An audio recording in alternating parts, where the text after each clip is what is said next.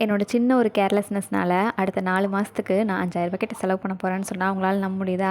Husband வந்து அவங்களோட sim கார்டை வந்து என்கிட்ட கையில குடுத்து, "இத கொண்டு போய் நீ வீட்ல வச்சுரு" அப்படின்னு சொல்லி குடுத்துருந்தாங்க. அத வந்து ஃபோனுக்கு பின்னாடி பேக் சைட் கவர்லேயே வச்சிருந்தா கூட சேஃப்டியா இருந்திருக்கும். ஒரு சின்ன பேப்பர்ல மடிச்சு தரேன்னு மடிச்சிருந்தாங்க. அத நான் ஊருக்கு வந்ததுக்கப்புறம் சின்ன ஏதோ குப்பைன்னு நெனச்சு தூக்கி போட்டேன் போல இருக்கு. அவங்க 2 நாள் கழிச்சு ஃபோன் பண்ணி கேட்டாங்க, "சிம் கார்டை வந்து ஆக்டிவேட் பண்ணிட்டியா? போட்டுட்டியா ஃபோன்லன்னு?" அப்போ தான் எனக்கு ஞாபகம் வருது, நம்ம வந்து பேப்பர்னு நெனச்சு எடுத்து போட்டுட்டோம் அப்படின்றது. இன்றைக்கி ஏர்டெல் ஷோரூமில் போயிட்டு நியூ சிம் வேணும் அப்படின்னு சொல்லி கேட்டால், ஹஸ்பண்ட் இருந்தால் தான் தருவேன்னு சொல்லிட்டாங்க. அவங்க வந்து ஊரில் இருக்கனால வாங்கவும் முடியாது. என் பேரில் வந்து மாற்றி வாங்கலாம், பட் வந்து போஸ்ட்பெய்டாக தான் வந்து வாங்கிக்க முடியும் அப்படின்ற மாதிரி சொல்லிட்டாங்க. போஸ்ட்பெய்டுக்கு வந்து மந்த்லி ₹1000 வந்து நம்ம பே பண்ணுற மாதிரி இருக்கும். ஒரு நாள் வந்து நம்ம டெலிவரி பே பண்ணோம்னா அதுக்கான எக்ஸ்ட்ரா அமௌண்ட்டும் நம்ம பே பண்ணுற மாதிரி இருக்கும். 4 மாதத்துக்கு அப்புறம் தான் வந்துட்டு ப்ரீபெய்டாக சேஞ்ச் பண்ணி தர முடியும் அப்படின்னு சொல்லிட்டாங்க.